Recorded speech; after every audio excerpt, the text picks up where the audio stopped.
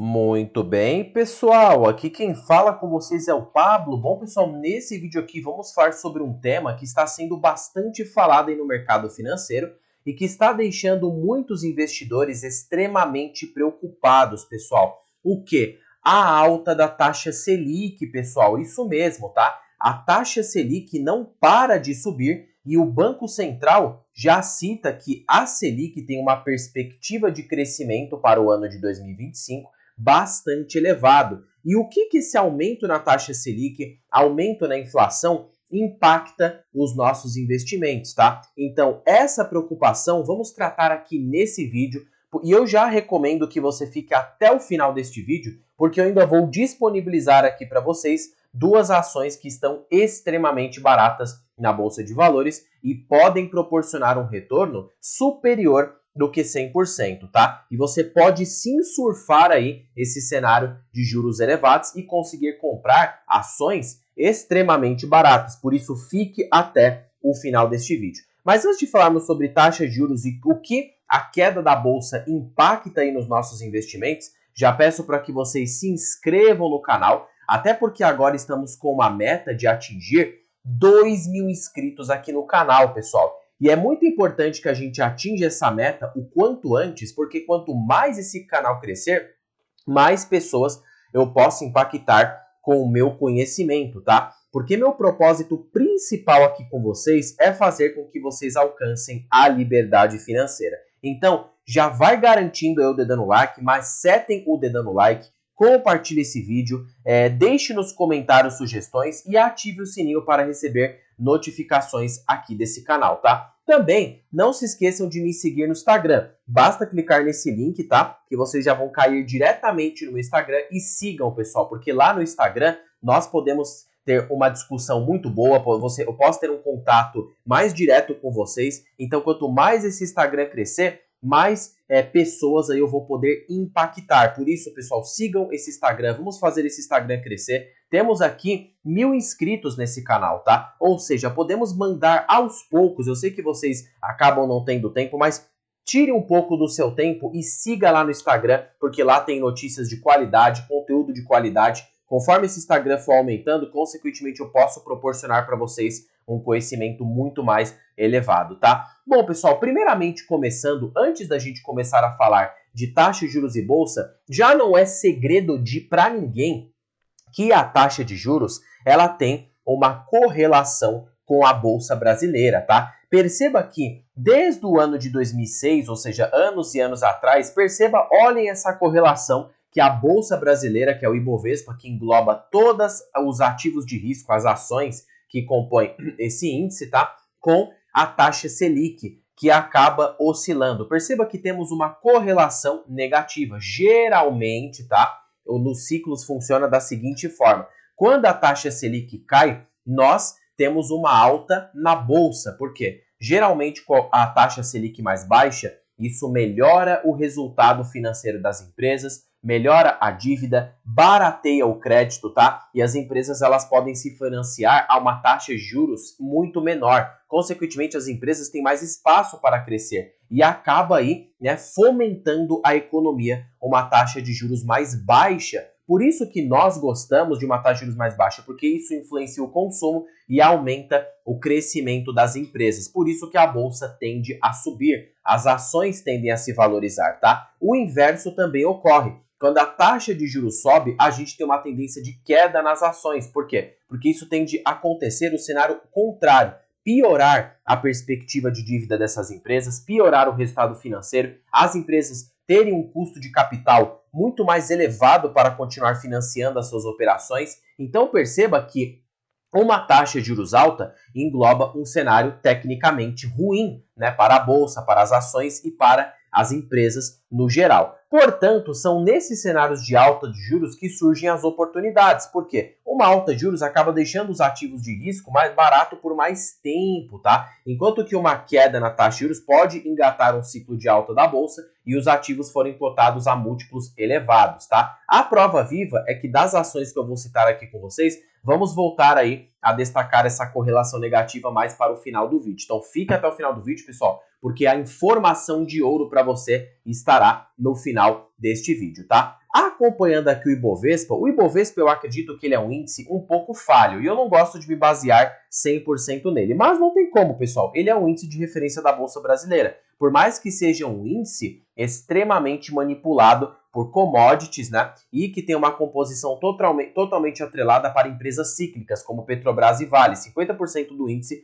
é Petrobras e Vale, e o resto é fluxo de capital estrangeiro que acaba movimentando o Ibovespa. Então, nem sempre ele reflete a realidade das empresas, tá? Por isso que eu diria para vocês nem se assustarem. Queda do Ibovespa, sinal que meus investimentos vão azedar? Não, não significa, pessoal. É apenas uma queda temporária de mercado, né? Inclusive, a capa até que eu realizei para esse vídeo não tem como, é para gerar um engajamento com vocês, para que vocês cliquem no meu vídeo. Portanto, aí é que mora uma outra questão. Não se preocupem com o Ibovespa, tá? E eu sou muito transparente aqui com vocês nesse quesito, porque o Ibovespa, ele é um termômetro apenas do cenário econômico local. Não significa que a empresa da sua carteira vai quebrar com o Ibovespa caindo, pelo amor de Deus, viu, pessoal? Mas, considerando na ótica mensal, o Ibovespa cai 2,42%, tá? Na ótica anual, o Ibovespa está de lado. Teve esse rally de alta aqui lá para dezembro de 2023, tá? Depois acumulou uma queda, depois veio uma alta e depois uma queda. E por que o Ibovespa fica sendo essa montanha-russa constante? Por quê, pessoal? O Ibovespa já está de lado há um bom tempo e já não engata um ciclo de alta desde os últimos 5 anos. A última alta que a gente teve foi de 2016 até o ano de 2021, tá? Salvo aqui o efeito da pandemia, que acabou derrubando o índice por conta de um cenário pandêmico, tá? Isso se deve, em primeira antemão, não é o principal fator, tá? É um dos fatores, pessoal. Fiquem aí no vídeo. Um dos principais fatores que fazem o Ibovespa ter essa sensibilidade é o capital estrangeiro. O capital estrangeiro, ele detém 70% de toda a negociação do nosso índice, ou seja, o estrangeiro, ele tem poder econômico de movimentar o preço dos ativos, tá? Não é à toa que desde os últimos dias tivemos saída de capital estrangeiro, 8 de novembro, 900 milhões, 11 de novembro, 300 milhões, né? 6 de novembro, 208 milhões. E por que o capital estrangeiro, os fundos locais, estão saindo tão forte da nossa bolsa? Agora sim eu entro no outro cenário. Perspectivas aqui de aumento e piora na economia brasileira. Perceba que mercado vê inflação crescente e projeta taxa de juros a 12% ao ano em 2025. Isso tende a encarecer o custo de capital para as empresas. O IPCA deve encerrar o ano em 4,64%, pessoal. Realmente é uma alta bem expressiva, tá? E o mercado projeta essa pressão inflacionária e continua a desancoragem das expectativas. Então perceba que o mercado está extremamente pessimista. E por quê, Pablo? Por que o mercado não para de aumentar juros, não para de aumentar a inflação? O porquê disso? Perceba que temos uma projeção de alta na Selic, projeção de alta no câmbio, projeção de alta na inflação. Por quê? O que está acontecendo? Porque, pessoal, o governo, infelizmente, está sendo não muito coerente em não cortar gastos públicos, tá? Claro, vocês percebem de antemão um expansionismo exagerado na taxa de impostos. É imposto sobre herança, é imposto sobre milionários, é impostos para lá e para cá, e o país não para de ser implementado impostos na visão de arrecadação maior nas contas públicas. Portanto, aí é que mora uma outra questão. O governo não corta gastos. Enquanto a gente tem um aumento, né, de que seja 5 a 10% na arrecadação, a gente está tendo um aumento de 15 a 20% nos gastos. Então perceba que a conta não fecha. Infelizmente, com o governo atual que a gente tem enfrentado, tá? Não estou trazendo aqui nenhuma crítica geopolítica, longe disso, tá? Apenas mostrando para vocês a realidade. O governo aí mais populista, um governo que visa fins sociais, infelizmente está tendo esse aumento repentino aí, né, nas taxas de juros e na inflação por conta desse expansionismo de impostos. O que o governo deveria fazer, a única situação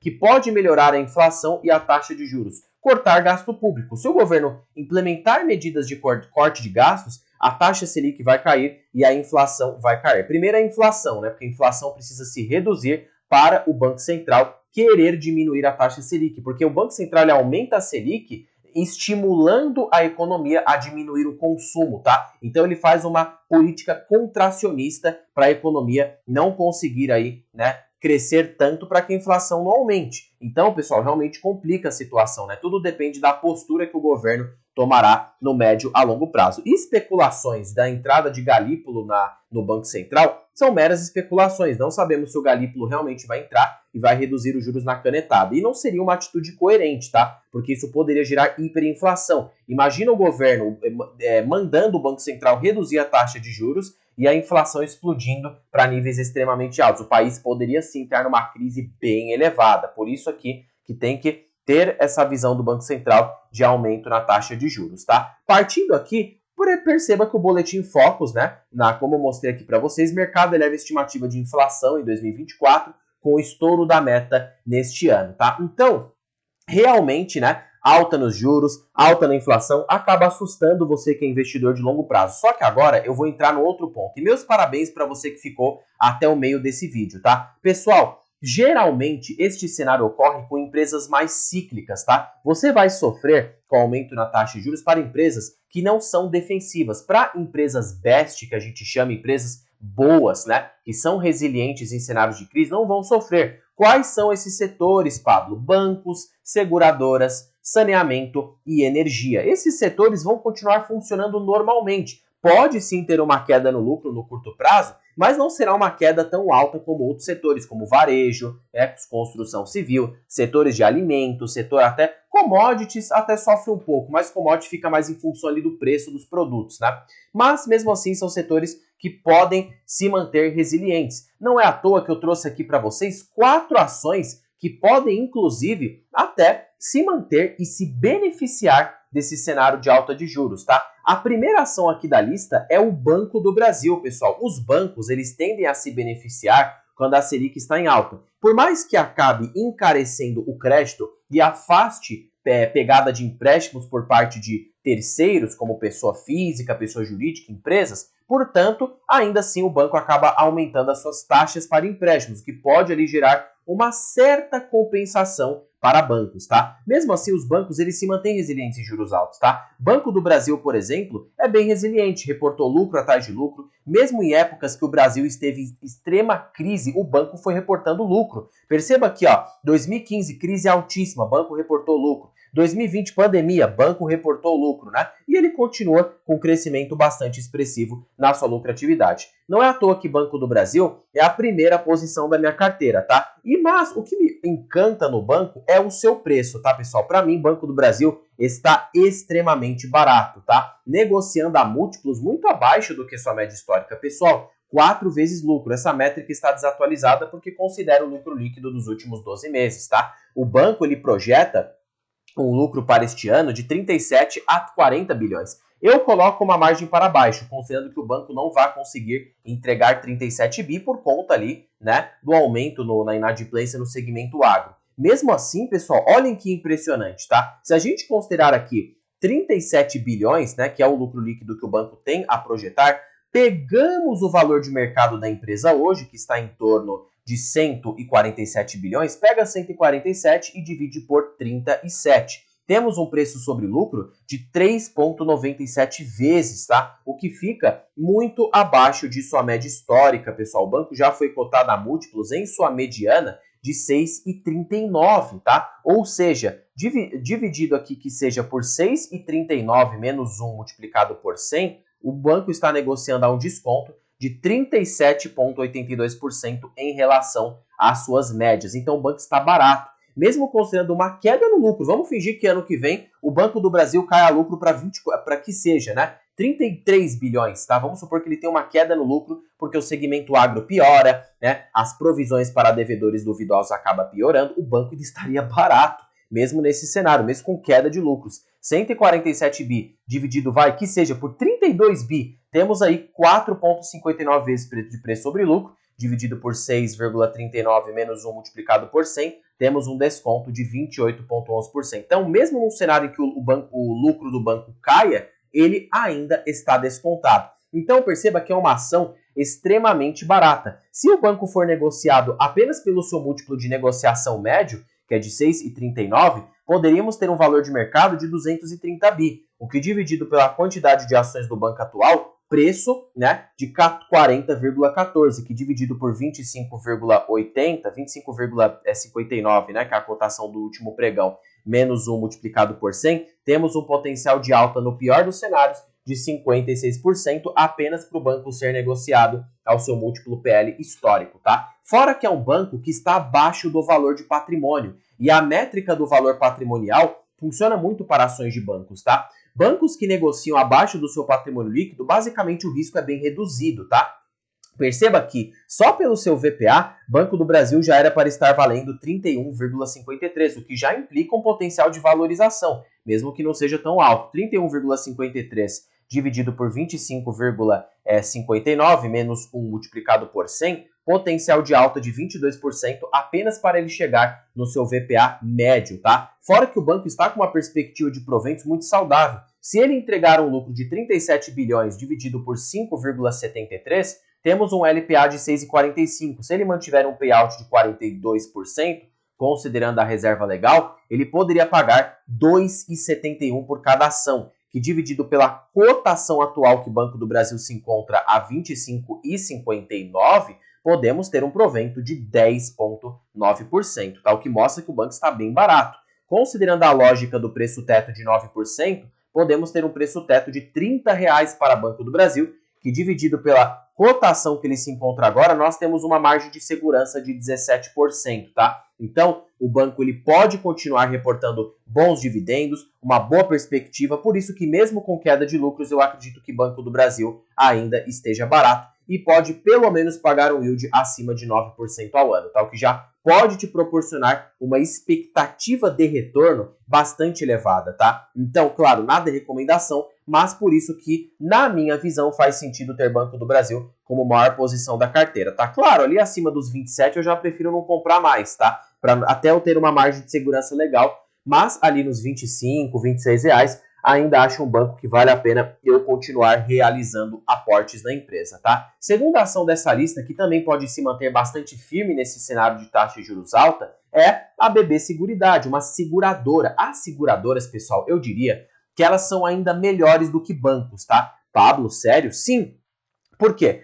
Seguradoras são como um pêndulo, tá? Elas se beneficiam de uma Selic mais alta e se beneficiam de uma Selic mais baixa. Em ambos os cenários ganham dinheiro. Com uma Selic mais alta, a empresa consegue deixar os seus prêmios, né, o dinheiro, né, do lucro que as empresas ganham, na renda fixa, rendendo juros elevados, em títulos públicos federais, tá? E quando a taxa de juros cai, elas ganham com o resultado operacional, barateando o crédito e facilitando o consumo dos clientes, né? Então perceba que ela ganha nos dois cenários, por isso que seguradora acaba sendo balizados aí para vocês numa carteira, agora principalmente com alta de juros e queda aí, né, na Bolsa Brasileira, deixando ativos bem mais baratos por mais tempo, tá? E fora que BB Seguridade paga bons proventos, a perspectiva do mercado é que ela tem um lucro de 9 bi, então vamos considerar 9 bi dividido por 2 bi, né, que é a quantidade de ações que a empresa tem.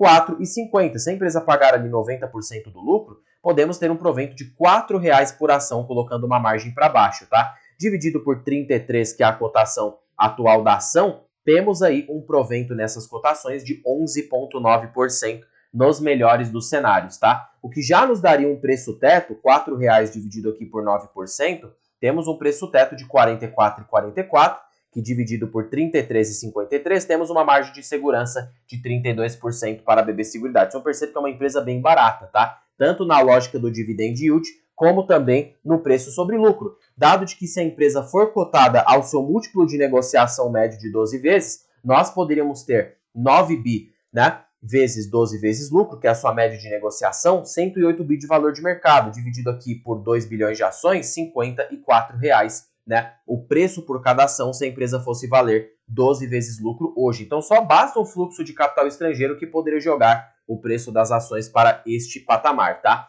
Dividido pela cotação atual de 33,53 menos 1 multiplicado por 100, temos um potencial de alta de 61% para a empresa se equiparar ao seu PL histórico, fora também um pagamento de proventos acima de 9 a 10% ao ano, que eu acho uma empresa barata, está no setor seguro, tem tido lucro líquido resiliente. Perceba o gráfico altista do lucro líquido da BB Seguridade. ano após ano a empresa cresce e temos uma clara assimetria de preços nesse patamar. Pablo, BB Seguridade está tão barata, por que você não compra? Porque eu não tenho dinheiro para tudo, pessoal, não tem como, né? Ah, você comprou Sanepar. Já vou explicar o motivo por que eu acho Sanepar ainda mais atrativa do que BB Seguridade. Mas é uma ação mais de oportunidade, tá? Em termos de dividendos, eu preferiria ali a BB Seguridade, que ela consegue dar um fluxo de renda passiva muito melhor, tá? Quarta ação dessa lista, finalmente Sanepar, tá? E essa sim, eu diria que está com uma oportunidade rara. Na foto atual, não parece que Sanepar está tão atrativa. Está barata, negociando a 5,25 vezes lucro, abaixo do valor patrimonial. Se a empresa for negociada apenas pelo seu valor de patrimônio médio, a ação já poderia se valorizar, dividida aqui por 5,020 menos 1 multiplicado por 100, a empresa já poderia subir 34%, que já pode gerar uma rentabilidade interessante de valorização, fora um provento acima de 5% ao ano. Mas o que me chama a atenção na Sanepar, claro, seu múltiplo baixo, né? Se a empresa for negociada pelo seu múltiplo médio, é a indenização que ela tem para receber da União. E essa indenização de 3,6 bilhões, ela já foi, né, aprovada. A única coisa que a União pode conseguir é uma moratória, tá? Tem ainda um valor incontroverso, mas vamos considerar o que já é garantido. A perspectiva é que a empresa receba essa indenização ou para 2026 ou para 2025, um desses 2 anos, tá? No mais tardar ali, final de 2026, de acordo com as perspectivas. A indenização é no valor de 3,6 bilhões de reais. Aí, pessoal, é que mora um valor escondido na empresa, tá? Colocando de antemão, a empresa já poderia pagar um provento extraordinário de cara, tá? Se ela receber essa indenização considerando o valor de mercado que Sanepar possui hoje em bolsa, se a gente pegar aqui 3,6 bilhões e dividir por 7,7 bi, temos aí 46% do valor de mercado apenas em caixa, tá? Esse recurso equivale a basicamente 3 anos de resultado operacional de Sanepar, pessoal, tá? Perceba que Sanepar tem um lucro líquido anual de mais ou menos 1 a 1,15 bi. Isso dá 3 anos de lucro líquido, que a empresa pode sim estar barata e pagar um provento, inclusive, extraordinário de 46%. A empresa já geraria 46% só de dividendos de uma tacada só. Mas mora uma outra questão. E se a empresa integrar metade desse lucro no patrimônio líquido? Ela poderia pagar um provento de 23%, que ainda seria extremamente atrativo, e ela poderia usar que seja 3,6 bi dividido por 2 para integrar o patrimônio líquido da empresa, que hoje o patrimônio líquido de Sanepar está em 10,5 bilhões, mais 10,5 temos um novo patrimônio líquido de 12,3 bilhões, tá?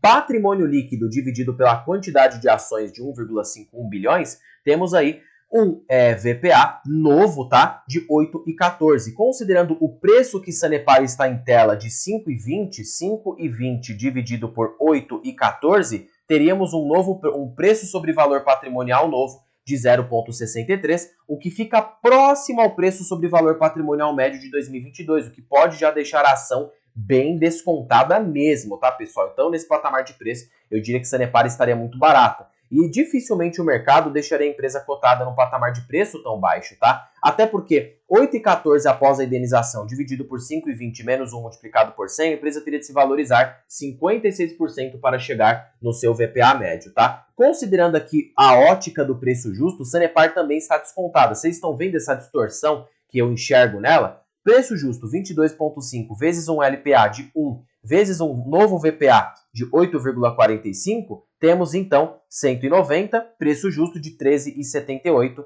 que dividido por 5,020 menos 1 multiplicado por 100, temos um potencial de alta de 165%. E só na foto atual, o Sanepar já se encontra barata, mesmo desconsiderando a indenização, tá? 22,5 vezes 1 vezes aqui um VPA de 6,99, já temos um preço justo de 12,54, que dividido por esta cotação, né, temos um potencial de valorização de basicamente 141%. Por isso que hoje eu preferi colocar Sanepar na minha carteira ao invés de BB Seguridade. Em termos de qualidade de pagamento de proventos, eu prefiro a BB Seguridade, até por ela ter uma renda passiva maior. Mas, pessoal, não tem como ignorar essa oportunidade que Sanepar tem apresentado. E como vai ser sempre uma posição inferior em BR Partners e Banco do Brasil, que eu viso mais recebimentos de proventos, eu decidi colocar a posição, porque se acabar dando certo, pode me proporcionar uma rentabilidade adicional, né, na carteira e me propiciar aí um retorno bastante expressivo. Pretendo continuar comprando o Sanepar, agora com essa queda de 6%, apenas para mais um aporte já posso baixar meu preço médio e reforçar uma posição muito mais vantajosa para mim, tá? E a última ação dessa lista, essa daqui do setor de energia, é a Neo Energia, que também está barata, tá? Negocia abaixo do valor patrimonial e são uma das poucas elétricas que eu enxergo que ainda estão descontadas. Perceba que negocia um indicador de 6,31 de preço sobre lucro, é uma empresa que paga bons proventos, considerando que o seu payout de 40% a 50% ao ano, e colocando aqui o preço justo de 22,5, né?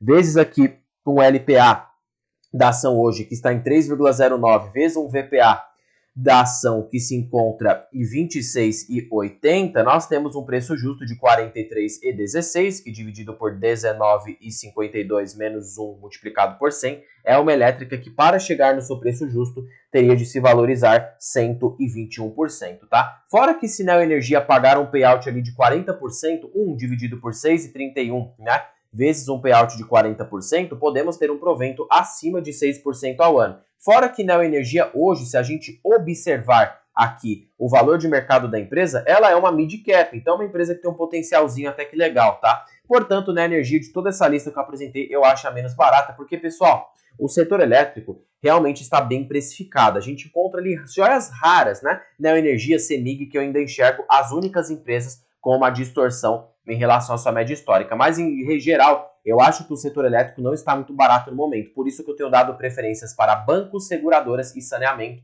que estão muito mais descontados, tá? Claro, daqui um tempo o setor elétrico pode vir ficar bem barato e eu posso sim adicionar na minha carteira. Tem empresas boas nesse setor, CEMIG, Neo Energia, Taesa, Transmissão Paulista, tem empresas maravilhosas, Engie. O problema é o preço, que a gente não está tão atrativo e eu não vejo tanto potencial de rentabilidade neste patamar de preço, tá? E agora, com uma Selic aí em perspectiva de alta, nós podemos ver uma bolsa mais lateralizada, uma bolsa mais de lado, as ações em preços mais baixos. Isso pode proporcionar para nós investidores de longo prazo um potencial de acumulação mais expressivo no médio e longo prazo. Então tudo depende aí da sua visão e das suas perspectivas. De qualquer forma, para encerrar esse vídeo, continuo firme na minha estratégia, continuo me posicionando em boas empresas. Hoje estou apenas com 3, mas no futuro próximo, conforme eu for acumulando essas boas empresas, eu posso ir acumulando outras. Tudo vai depender do preço, da perspectiva e dos potenciais que essas empresas podem me proporcionar no médio a longo prazo. Pessoal, terminando o vídeo por aqui, espero que vocês tenham gostado. Não se esqueçam de se inscreverem no canal, compartilhar esse vídeo, deixarem nos comentários sugestões, macetar o dedo no like e também ative o sininho para receber todas as notificações que esse canal produzir. E também não se esqueçam de me seguirem no Instagram. Lá tem informações valiosas, onde eu posso proporcionar para vocês conhecimentos bem elevados, tá? Pessoal, terminando o vídeo por aqui, fiquem com Deus e até o próximo vídeo, pessoal.